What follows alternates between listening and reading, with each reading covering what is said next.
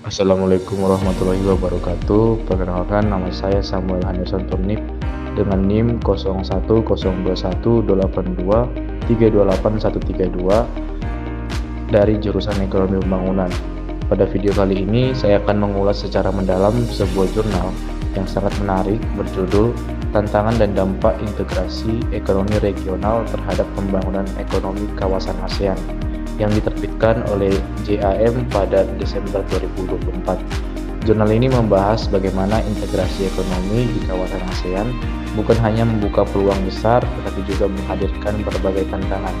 Yuk kita simak bersama. Pertama-tama mari kita bahas latar belakangnya.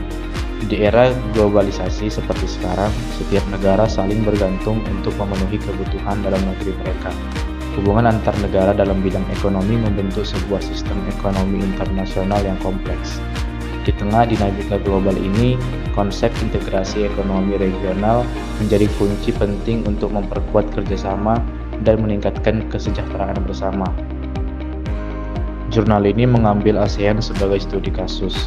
Sejak didirikan oleh 5 negara pendiri, Indonesia, Filipina, Malaysia, Singapura, dan Thailand, ASEAN telah berkembang dan kini beranggotakan 10 negara.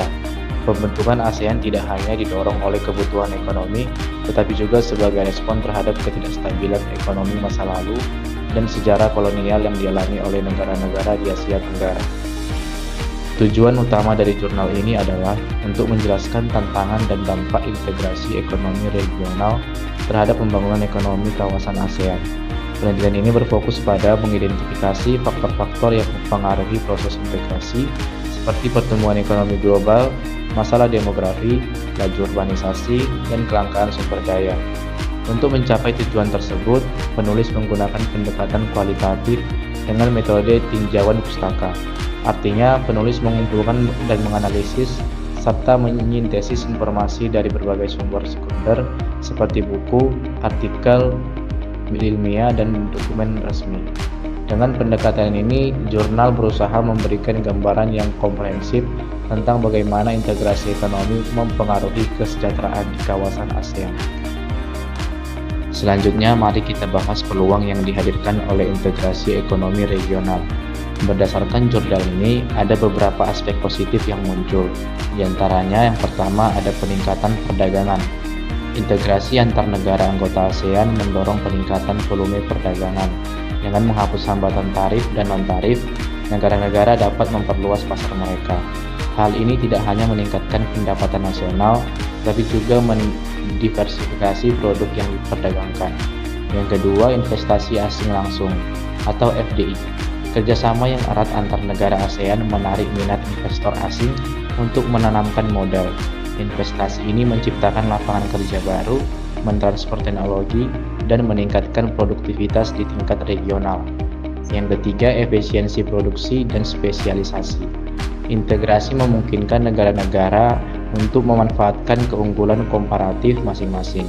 Dengan fokus pada spesialisasi, efisiensi produksi meningkat, dan biaya produksi dapat ditekan, yang pada akhirnya meningkatkan daya saing produk di pasar global. Yang keempat, ada pengembangan infrastruktur dan stabilitas makroekonomi. Melalui kerjasama regional, pembangunan infrastruktur, baik fisik maupun digital, dapat ditingkatkan. Hal ini mendukung konektivitas antar negara, mempermudah distribusi barang, dan menciptakan stabilitas ekonomi regional yang lebih baik. Namun, tidak ada sistem yang sempurna. Jurnal ini juga mengungkapkan sejumlah tantangan yang harus dihadapi dalam proses integrasi ekonomi regional. Antara lain, 1. Isu kedaulatan dan kebijakan. Banyak negara merasa enggan menyerahkan sebagian kontrol atas ekonomi mereka ke blok regional. Kekhawatiran akan kehilangan otonomi ini dapat menghambat proses integrasi lebih lanjut dan memicu ketegangan antar negara. Yang kedua, ketimpangan pembangunan. Perbedaan tingkat kemakmuran antar negara anggota dapat memperlebar kesenjangan pembangunan. Negara-negara maju dalam kawasan bisa mendapatkan manfaat yang lebih besar dibandingkan dengan negara berkembang, sehingga menimbulkan masalah pemerataan. Yang ketiga, tantangan demografi dan urbanisasi. Negara-negara di Asia Tenggara memiliki dinamika demografi yang berbeda. Di satu sisi, ada negara dengan pertumbuhan populasi yang stabil atau bahkan menurun. dan di sisi lain negara dengan populasi yang terus tumbuh. Ditambah dengan laju urbanisasi yang tinggi, hal ini menyulitkan perencanaan kebijakan publik yang efektif. Yang keempat, kelangkaan sumber daya. Dengan meningkatnya permintaan dan urbanisasi, kelangkaan sumber daya seperti pangan, energi, dan air menjadi isu serius. Kenaikan harga komoditas dan tekanan terhadap lingkungan juga menjadi kendala yang harus diatasi agar pertumbuhan ekonomi dapat berkelanjutan. Yang kelima, ada dampak pandemi COVID-19. Jurnal ini juga menyoroti bagaimana pandemi telah mengganggu rantai nilai global, menunda proyek infrastruktur, dan menurunkan permintaan serta pasokan. Kondisi ini semakin menambah kompleksitas dalam mengelola integritas ekonomi regional. Pada bagian akhir, jurnal ini menyimpulkan bahwa integrasi ekonomi regional memberikan manfaat yang signifikan, seperti peningkatan perdagangan, investasi, dan pertumbuhan ekonomi, tetapi juga membawa tantangan besar. Untuk memaksimalkan manfaat dan mengurangi dampak negatif, beberapa implikasi kebijakan disarankan, yaitu 1. Peningkatan kerjasama regional. Negara-negara anggota ASEAN harus memperkuat mekanisme kerjasama, terutama dalam penyelesaian isu non-tarif dan pengembangan infrastruktur bersama. Yang kedua, pengembangan sumber daya manusia. Investasi pada pendidikan dan pelatihan perlu ditingkatkan agar tenaga kerja dapat beradaptasi dengan perubahan global dan mendukung transformasi ekonomi. Yang ketiga, penyusunan kebijakan publik yang responsif. Kebijakan harus mampu mengatasi kesenjangan pembangunan dan mengelola dampak demografi serta urbanisasi sehingga seluruh negara anggota mendapatkan manfaat yang merata. Dan yang keempat adalah diversifikasi ekonomi. Agar tidak terlalu bergantung pada satu sektor, diversifikasi ekonomi menjadi kunci untuk mengantisipasi fluktuasi global dan menjaga stabilitas ekonomi. Secara keseluruhan, jurnal ini memberikan gambaran yang komprehensif tentang bagaimana integrasi ekonomi regional, terutama di kawasan ASEAN, dapat memacu pertumbuhan ekonomi dengan membuka peluang baru melalui perdagangan dan investasi. Namun, proses ini juga harus diimbangi dengan penanganan berbagai tantangan seperti isu kedaulatan, ketimpangan pembangunan, masalah demografi, urbanisasi, dan kelangkaan sumber daya.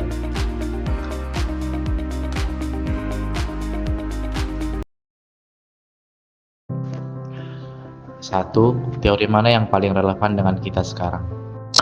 Teori yang paling relevan saat ini adalah teori pembangunan berkelanjutan atau Sustainable Development. Teori ini menekankan pentingnya memenuhi kebutuhan saat ini tanpa mengorbankan kemampuan generasi mendatang untuk memenuhi kebutuhan mereka. Dengan tantangan global seperti perubahan iklim, ketimpangan sosial, dan kerusakan lingkungan, teori ini menjadi sangat relevan karena mengajak kita untuk berpikir jangka panjang dan bertanggung jawab terhadap sumber daya alam serta kesejahteraan sosial. Yang kedua, kenapa Jabodetabek menjadi pusat perekonomian, sedangkan daerah yang di luar itu lebih susah untuk berkembang? Jabodetabek menjadi pusat perekonomian karena beberapa faktor, di antaranya adanya konsentrasi infrastruktur. Jabodetabek memiliki infrastruktur yang lebih lengkap dan modern, seperti bandara internasional, pelabuhan, jalan tol, dan jaringan transportasi massal yang memudahkan distribusi barang dan jasa. Kemudian adanya ketersediaan tenaga kerja.